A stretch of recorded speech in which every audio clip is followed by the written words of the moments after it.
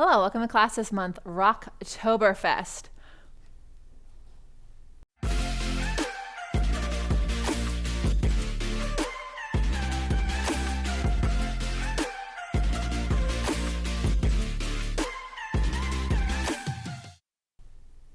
You ready to rock? Okay, rocking is actually on the reformer order. We just tend to skip it because it's in the second long box, and that can be really scary for some people, especially in a 30-minute, but you know, we can always bring it to a 30-minute class for sure. It's just, it does get skipped a lot. It is towards the end of the reformer and mat order for a reason, because it takes us so much to warm up and grow to it, right? So if you are not ready for rocking in this moment, I still want you to do this class with me. And then when we actually get to rocking, you do what is possible in your body right now. And that is courageous and brave and hard to do, but it is something that like tells your brain to do what you can always. And I promise you, it gets you further along in your life and in your practice than you'd ever imagine. So let's get going. 3 springs on, because we need four, 3 to 4. I do 3. You might do 4 depending on the weight of your springs. We want as much support and strength in our legs as we can. And arms down by your side, heels together, toes apart. This is not the position of your legs in rocking, even though this is what a lot of people's legs look like. This is not. So just know this is a nice treat for your warm-up to practice staying on the ball of your feet, spreading that weight evenly, getting your outer hips to hug in.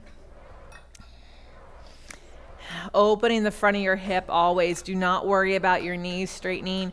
Worry about the front of your hip opening, because that's what we need for our rocking. And then come in, lift up onto your arches. This is the position we want in our rocking, ideally someday, either together or even parallel and slightly apart, but parallel always. So make sure you're closing the spring, reaching to the tops of your feet, pushing your inner thighs away, allowing your heart to take up space, shoulders to get wide. 2 more. Woo! Feel my legs working onto your heels. Press out and in. Stand on that inner heel as much as you can. Make sure your feet aren't wobbling around. Flexing your feet in your rocking actually cheats the length in your legs. So you're not practicing that part of it, but you are practicing your legs staying together and opening the front of your hip in parallel. And then come in all the way onto the balls of your feet. Press out, stretch the heels under, lift the heels up, stretch and lift. So nice. Okay, go ahead and get rid of your foot bar for now. Grab your handles. Your legs can stay down or they can lift up. Look at your wrists. My right one always likes to turn in, so I have to make sure that I'm pointing my fingers up to the sky. Elbows are not locked. Arms are reaching from your back. And then you press and you lift into the longest flexion, which will eventually get us towards the longest extension. So just because rocking is this big back bend doesn't mean we don't work on the strength in all the spine shapes. The longer your flexion is, I promise the longer your extension can be, because you have the strength to support it.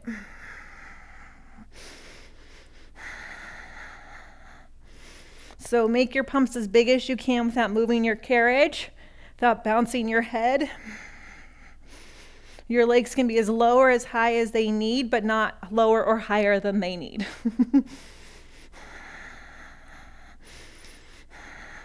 One more cycle.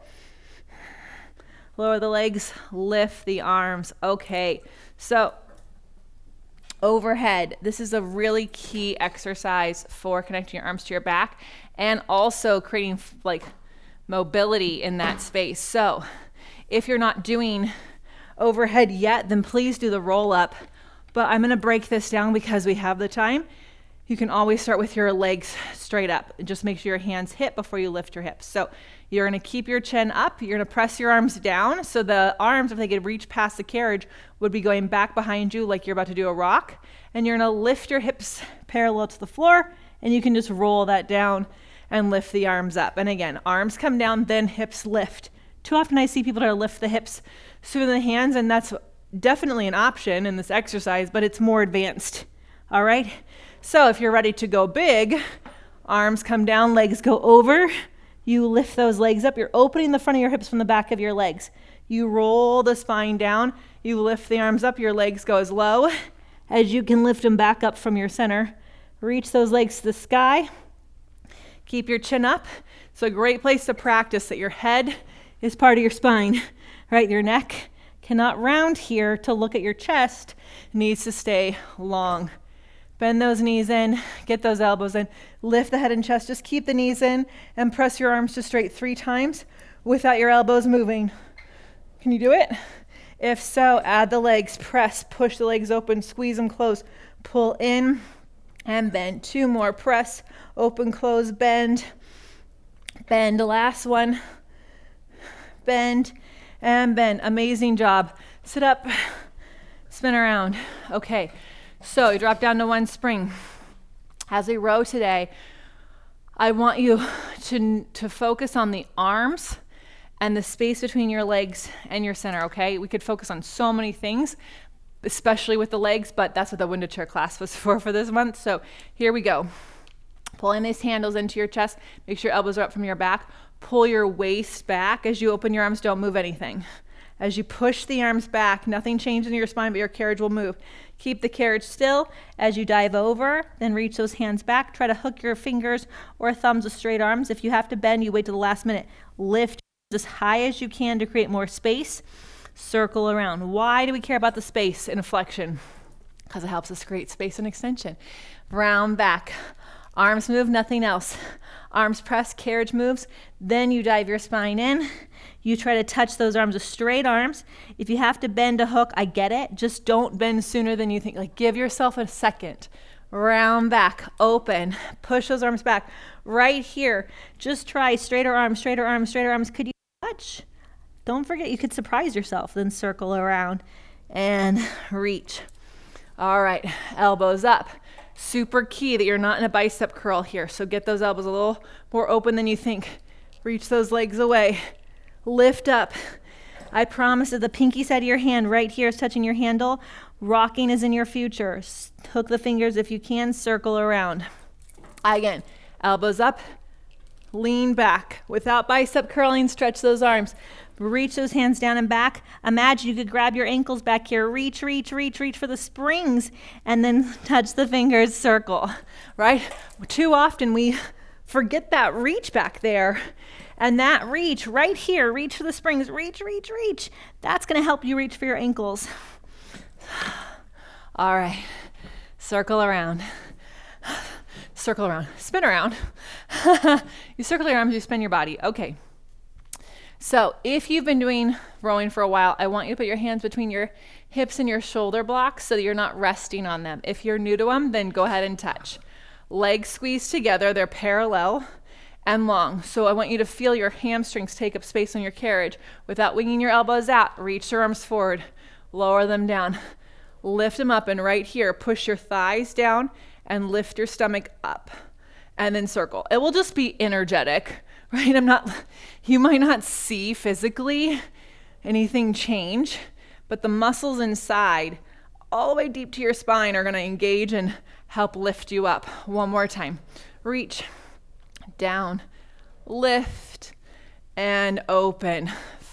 Actually, we're gonna do one more like that. If you have great shoulder strength, you can do this variation. If you don't, I want you to do what we just did. So we're gonna go forward, down, lift it up, and then to practice for our rocking, you're gonna reach your arms back behind you, lift your heart into a little swan, circle them around. Now, flex your feet. We go back to the original tall back. So you're gonna round your spine, slide the hands to your feet, lift those arms up, stay in a tall back, reach those arms wide to the side. 2 more like that. The 4th one will do the arms reaching back. Lift up, get tall, hamstrings touch the carriage, waist lifts up. 1 more. Reach, lift, and open. 4th one. Now you can do those arms reaching back and a little back bend in your upper back.